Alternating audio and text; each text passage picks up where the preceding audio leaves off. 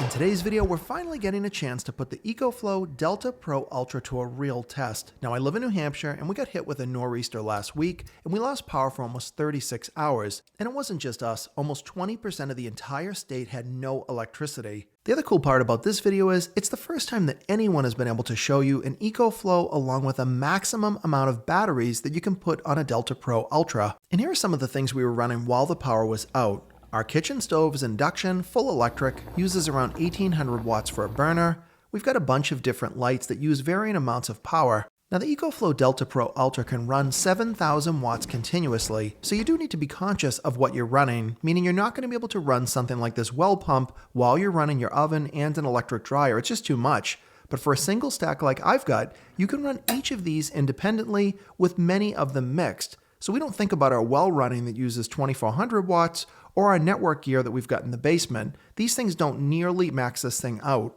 Here's an older refrigerator that came with the house, uses a little bit more power, but we've also got a second fridge in our kitchen that's more energy efficient. The biggest one that I always get questions about is running an electric dryer. Now, if you've got one of those heat pump dryers, you'll be all set no matter what. But if you've got an old one like I do here, this can be run because it draws about 5,600 watts, but you do need to be conscious of the fact that if you're trying to run something else like your stove, you probably cannot run them both together. Here is how I put this system together and how it's connected to my house. Now, it all begins with getting an Ecoflow Delta Pro Ultra head unit. That's the main unit that has the inverters inside, but of course you need storage, and that's going to be the batteries. If you were building your own DIY solar system, you'd be picking different brands of batteries and you'd require other components to assemble the system. With this, it is completely different. Batteries simply plug in with a single connection. You can connect two of those main power units together to double your output to 14,000 watts. But even on my house where I'm running a lot, this 7,000 watt output should be more than enough to get us through pretty much any outage. Batteries arrive separately, but they will stack up on that included stand with super heavy duty wheels. You simply place the batteries one on top of the other. There's no real catch, they just sit in position because the feet on the bottom lock into each other. With the 5 batteries stacked up, I've simply got to put that main unit on top. None of this stuff is cheap, but fortunately they do make it super easy to set this thing up yourself. This entire stack can now put out 30 kilowatts of battery storage,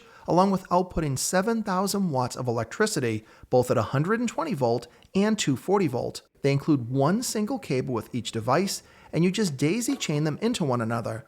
Now, this is by far the best cable design I've ever seen. It's low profile, you don't have any cords hanging to get caught. You simply just plug each unit into another, stagger the connections like I've done here, and in just about 10 minutes, you've assembled a 30 kilowatt storage battery system. With everything on this cart, it weighs over 400 pounds. That's a lot of weight, but fortunately those wheels on that cart move this thing around pretty much effortlessly, and I'm able to maneuver it into position. But before I do, you do need to consider how you're going to connect this to your house. Now for me, I'm going to do it kind of an old school way. This unit has a standard L1430 on the front, and of course you've got other connections as well. These are for 120 volt, your solar, and you've got every kind of output port you could want. But I've only got to think about 2 types of ports, how I'm going to charge this thing up and how I'm going to utilize the power. This power in and out port here on the side is exactly how I'm going to feed it with 240 volt 30 amp power to charge it up. Now here I'm showing a 120 volt 30 amp plug that I had started with, but then I later decided to upgrade it to 240 volt so that I could charge this thing at up to 7,000 watts.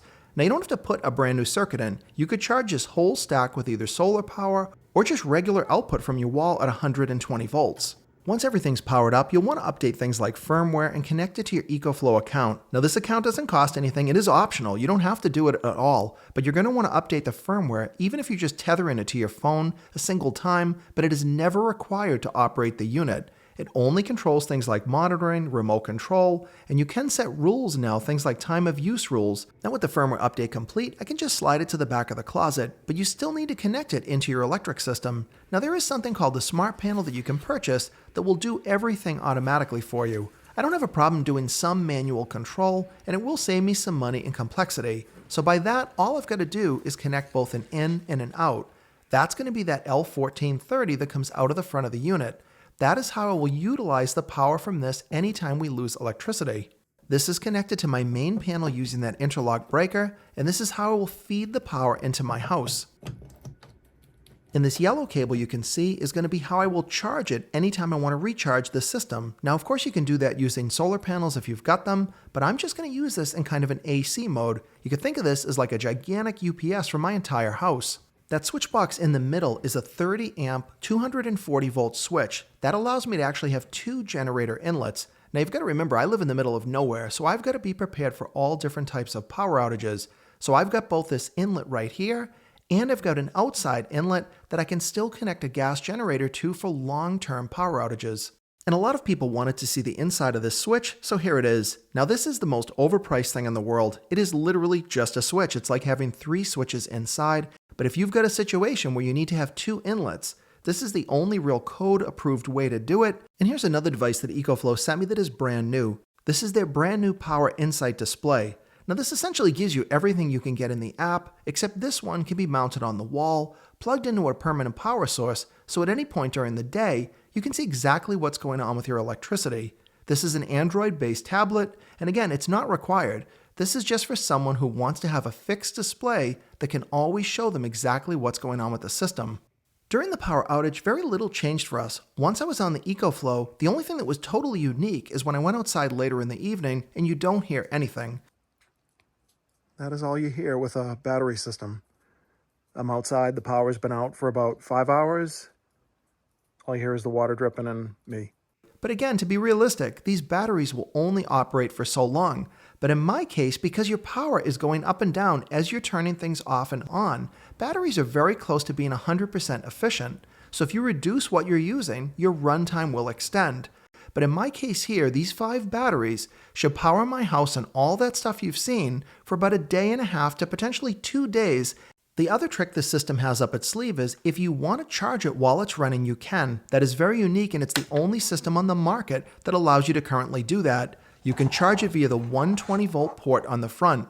Now, you can't charge it at 240 volt, but pretty much no one else can do this at all. You could run that little generator during the day to keep your charge boosted, but then at night you could shut it off, have the peace and quiet of the battery system, and this would allow you to run this for considerably longer. And if you've got a solar system tied in as well, you could pretty much take advantage of any type of energy that would be available to you during a storm. And if you found this video helpful or you'd like to see something else, be sure to leave me a comment below. And if you liked it, give me a thumbs up. And of course, subscribe to the Silver Symbol channel if you're not already for more videos coming up.